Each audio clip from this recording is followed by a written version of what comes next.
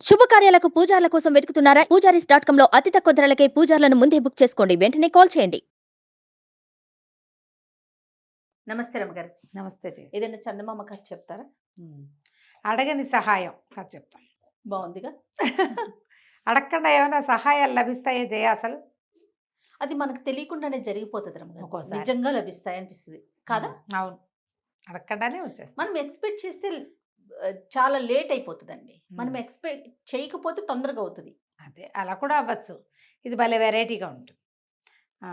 మాకు ఊళ్ళో ఒక భూస్వామి ఒక ఆయన ఉండేవాడట. అయితే ఆయన భార్య భలే బుద్ధిమంతురాలు, చాలా పనిచేసేదట. పనివాళ్ళని పెట్టుకోవచ్చు, కానీ ఆవిడకి పనివాళ్ళ మీద పెద్ద ఆసక్తి ఉండేది కదా. ఆయన కూడా ఒప్పుకునేవాడు కాదు బహుశా.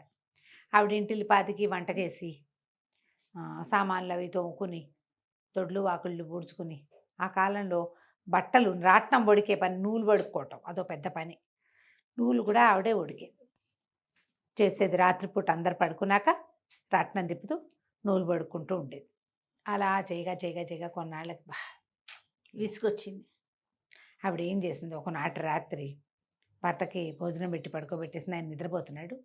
ఈవిడ ఏదో ఒక కొత్త చీర నేయించుకోవాలనుకుంది. దానికి ఒక నూలు కావాలి. సరే రాట్నం తిప్పుతూ ఏమనుకుంది, ఎవరైనా సహాయం చేస్తే బాగుండు.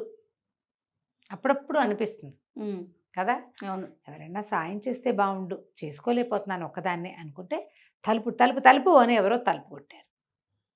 ఇప్పుడు ఏమిట్రా అని ఈవిడ వెళ్ళి తలుపు తీసింది. ఆశ్చర్యపోయింది. ఎంతోమంది మరుగుజ్జు వాళ్ళు ఉన్నారు వాకిట్లో. ఆడవాళ్ళందరూ చక్కగా చీరలు కట్టుకుని చిలకలాగా తలలు దూకుని చుట్టూతా పువ్వులు పెట్టుకుని ఉన్నారు. వీళ్ళు ఏంటంటే, వీళ్ళున్న ఊరికి దూరంగా ఒక కొండ ఉంది, జక్కుల మిట్ట దాని పేరు. ఆ జక్కుల మిట్ట మీద యక్షిణులు ఉంటారట. ఓకే. యక్షిణులు పిలవకుండానే వస్తారు, ఇట్లా ఇలా అనుకుంటే వచ్చేస్తారు. వాళ్ళంతా మరుగుజ్జుగా ఉంటారు, ఆడవాళ్ళు అందరూ.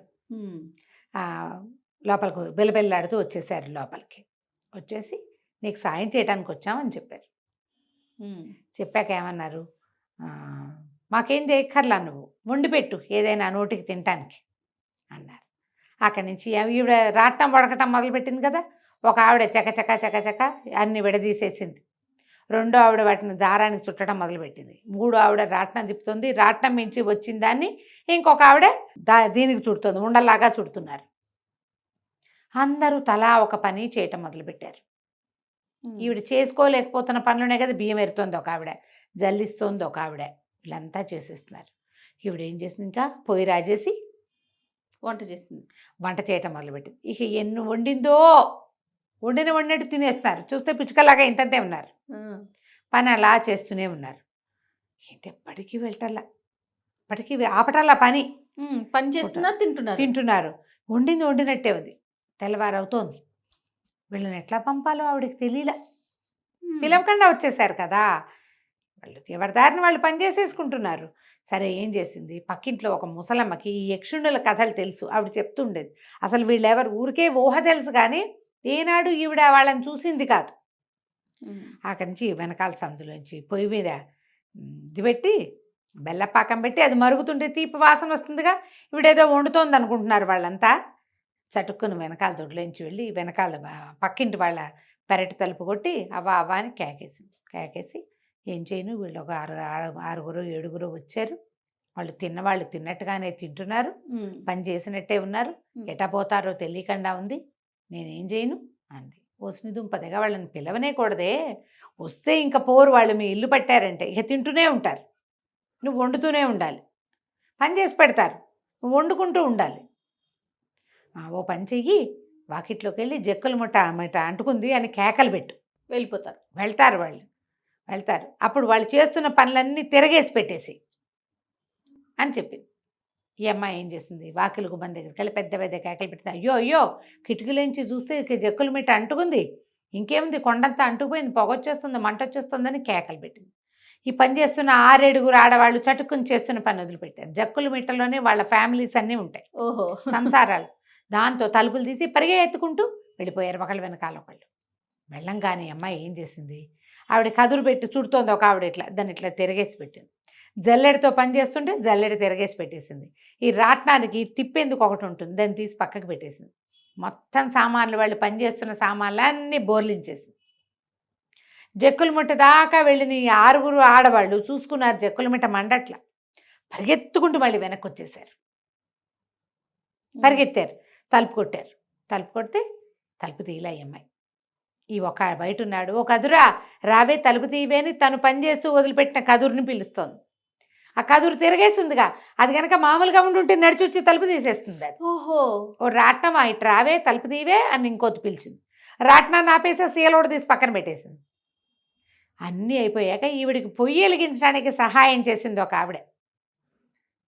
ఆవిడ చెప్పింది, "వస్తే కొరివి మండుతున్నావా, దా వచ్చి తలుపు తీ" అనగానే పొయ్యి మండుతోంది ఓ పక్కన. ఆ మండుతున్నది ఒక పొయ్యిలోంచి ఒక పుల్ల ఓ పక్కన కోసం అంటుంది, లేచి వచ్చేసి తలుపు తీయటానికి వచ్చేసరికి ఈవిడేం చేసింది, ఓ చెంబేడు నీళ్ళు ఎత్తి దాన్ని ఎత్తి మీద పోసి కొరివి మీద, ఆ మండుతున్న దాని మీద. అది కాస్త ఢామని కింద పడిపోయింది, ఆరిపోయింది. లేకపోతే అది వెళ్ళిపోయేది. ఇక ఈ 6 బయట నుంచి కేకలు పెట్టారా, ఓ గోల చేశారా, చిన్న గోల కాదు, అరుపులు గందరగోళం. ఈ అరుపులకి పొద్దున ముందు రాత్రంతా అర్ధరాత్రంతా పని చేస్తుంటే మొగుడు లేవల ఇంత పని శబ్దానికి. ఈ అరుపులు కేకలకి లేచేసరికల్లా ఈవిని చూసి హాల్లో అంతా ఓ పక్కన బియ్యం జల్లించి పెట్టున్నాయి, ఓ పక్కన రాట్నం, ఓ పక్కన తాన్లు వేట్లు మేలుగా బేలుగా ఉన్న ఇదంతా చూసి, ఏమిటే హడావిడి, ఎవరే వాకిట్లోని వాకిలి తలుపు తీసే, మోగ మనిషి కనపడితే మాయమైపోతారు వాళ్ళు. ఓహో. మొత్తం వెళ్ళిపోయారు ఒక్క దెబ్బకి. వాకిట్లో ఎవరు లేరు, ఇప్పటిదాకా ఇన్ని కేకలు వచ్చినా ఎవరు లేరేమిటే అన్నారు. ఆవిడేం చేసింది, ఏదో లేండి ఎవరో మాట్లాడుకుంటూ పోతున్నారు అంతే, మీరు పోయి పడుకోండి, తెల్లవారు 5 కదా అయింది. ఆవిడ మెల్లిగా రాట్నము సామాన్లు అన్నీ సవరించుకొని, వాళ్ళని తీసి పెట్టారు కదా దారం నూలంతా, ఆ నూలంతా సవరించి పక్కకు పెట్టుకుంది. ఎవరైనా సహాయం చేస్తే బాగుండు అని మాట మాత్రం ఇంకెప్పుడు మాట్లాడకూడదు అని దండం పెట్టుకుంది. ఇల్లంతా తీపి వాసనలు వస్తుంటే భర్త అడిగాడు పొద్దున, "ఏముండేవే రాత్రి" అని. ఏం వండింది, వండేటి తినేశారు అందరూ కదా. ఆ తర్వాత ఇంకా ఎప్పుడు ఆ జక్కుల మిట్ట మీద నుంచి వీళ్ళింటి దగ్గరికి ఎవరు రాల, మగవాడు కనపడతాడని రావడం మానేశారనమాట. కథ కంచికి మనం ఇంటికి. చిట్టి స్టోరీ బాగుంది, అది వెరైటీగా ఉంది కదా, మనకు అసలు తెలియదు ఇలాంటివి. ఇది 56, 55 కాలంలో చందమామలో వచ్చిన కథ. అబ్బా. చాలా బాగుంది రవి గారు. నమస్తే. నమస్తే.